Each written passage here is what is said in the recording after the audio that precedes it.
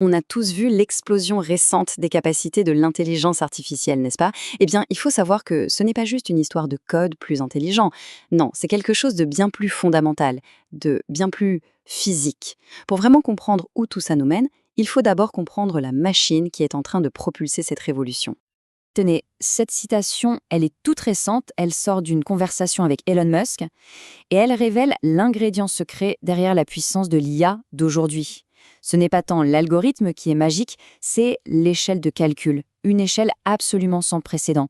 La clé, c'est de pouvoir concentrer une puissance de calcul vraiment massive sur un seul et unique objectif. Et ce principe, eh bien, il a un nom. On appelle ça les lois de la mise à l'échelle, ou les scaling laws. L'idée est hyper simple, mais en même temps, elle est incroyablement profonde. Plus on injecte de matériel et de données dans un modèle, plus l'IA devient capable, et souvent de manière complètement inattendue. C'est en quelque sorte la physique fondamentale qui régit toute cette révolution. Bon, maintenant plongeons un peu dans le concret. À quel point cette nouvelle échelle de calcul est-elle massive dans le monde réel? Accrochez-vous parce que les chiffres sont juste vertigineux. En ce moment même, des centres de données absolument gigantesques sont en train d'être planifiés, surtout au Moyen-Orient et en Inde. Et ils exigent une quantité d'énergie qui dépasse l'entendement. On parle de projets qui vont de 1 à 5 gigawatts, et certains murmurent même 10 gigawatts. Pour que tout le monde se rende bien compte, 1 gigawatt, ce n'est pas un chiffre abstrait. C'est, par exemple, la moitié de toute l'électricité produite par le barrage Hoover, ou alors c'est tout simplement la puissance d'une centrale nucléaire typique. Et tout ça pour un seul centre de données. C'est fou. Et bien sûr, cette puissance, elle a un coût astronomique. Pour un seul gigawatt de calcul, il faut investir environ 45 milliards de dollars. Et attention, on parle uniquement du matériel. Ça donne une idée de l'échelle économique de cette course technologique. On pourrait penser qu'avec des algorithmes plus efficaces, on aurait besoin de moins d'énergie. Eh bien, pas du tout. Il y a un vieil adage dans la tech qui s'applique parfaitement ici. À l'époque, ça voulait dire qu'à chaque fois qu'Intel, alias Groove, sortait des processeurs plus rapides, Microsoft, alias Gates, créait des logiciels qui consommaient immédiatement toute cette nouvelle puissance. C'est la même chose aujourd'hui. L'efficacité ne réduit pas la demande, elle l'alimente. Passons maintenant à la manière dont cette croissance est structurée. Un chercheur en IA, Dario Amodei, a identifié quelque chose de fascinant. Il n'y a pas une, mais bien 3 lois distinctes de la mise à l'échelle. La première, l'apprentissage profond, c'est celle qu'on connaît bien, celle de ChatGPT.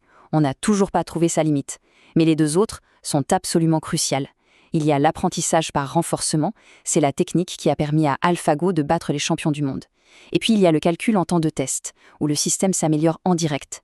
Selon Amodei, on n'a fait qu'effleurer le potentiel de ces deux dernières, alors imaginez la puissance quand elles seront exploitées à la même échelle que la première. Mais toute cette puissance de calcul exponentielle, ce n'est pas une fin en soi, c'est une clé. Une clé qui pourrait débloquer des avancées absolument incroyables, voire utopiques, pour toute l'humanité. Alors concrètement, à quoi ça pourrait ressembler cet âge d'or? Les promesses sont vertigineuses. Guérir toutes les maladies en arrivant enfin à comprendre la biologie comme un langage. Offrir un médecin et un tuteur personnalisés à chaque être humain sur la planète. Et même s'attaquer de front au changement climatique. C'est la vision d'un véritable âge d'or. L'idée d'un médecin IA peut sembler un peu abstraite, mais cette anecdote la rend terriblement concrète. Dans de nombreuses régions du monde, l'absence totale de soins de base est une réalité brutale. L'IA, ce n'est pas juste un gadget de productivité, c'est un véritable espoir pour des milliards de personnes d'accéder enfin à des soins et à une éducation dans leur propre langue. Mais chaque médaille a son revers. Et le passage de la promesse au péril est aussi rapide que la croissance de l'IA elle-même. La même puissance qui peut créer des miracles peut aussi détruire à une échelle totalement inédite. Les risques les plus immédiats se concentrent dans 2 domaines, la biologie et le cyber. La capacité de modifier des virus pour qu'ils contournent toutes nos défenses, ou de lancer des cyberattaques si rapides et si complexes qu'aucun être humain ne pourrait les contrer. Et au-delà de ça, il y a le risque d'une déstabilisation géopolitique mondiale. Cette idée fait froid dans le dos, c'est certain, mais elle s'appuie sur des précédents historiques. Pensez à Hiroshima et Nagasaki. Il a fallu ça pour que le monde prenne le danger nucléaire au sérieux. La crainte, c'est qu'il faille une tragédie, une sorte de Tchernobyl de l'IA, pour que la société comprenne la gravité des risques et agisse avant qu'il ne soit trop tard. Et tout ça, ça nous amène au défi final, le plus complexe de tous, les conséquences géopolitiques si une nation, une seule, atteint la superintelligence. L'industrie est convaincue d'une chose. Bientôt, nous n'aurons plus seulement des scientifiques humains. Imaginez une entreprise avec 1000 employés humains et 100 000 scientifiques IA, chacun aussi bon, voire meilleur qu'un humain. Le rythme de l'innovation ne va plus se multiplier par 10 par an. Il va devenir presque vertical. Ce rythme d'innovation nous conduit à un scénario redoutable. Dans un domaine avec de tels effets de réseau, un simple retard de 6 mois, ce n'est pas anodin. Ça devient un fossé permanent, infranchissable.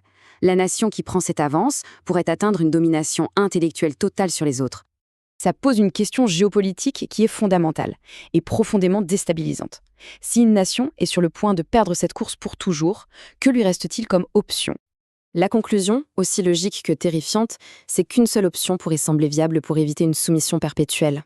Et c'est cette dynamique qui rend la course à la superintelligence si intrinsèquement dangereuse, un problème d'une complexité que même les négociateurs de la guerre froide n'ont jamais eu à affronter. Les enjeux ne pourraient pas être plus élevés.